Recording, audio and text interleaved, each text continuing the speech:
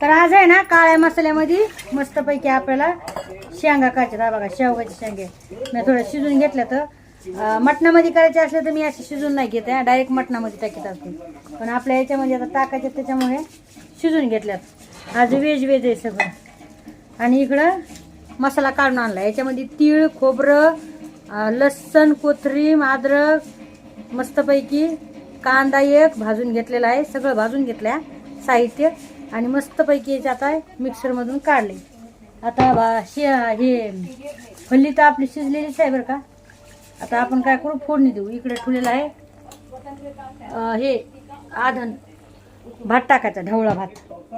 तर असा मस्तपैकी आहे ना आज छान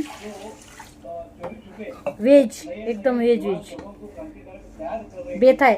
कसा आहे नक्कीच सांगा कमेंट मध्ये. तुम्ही लय विचारताय ना मला लाईव्ह मध्ये, आहे की नाही.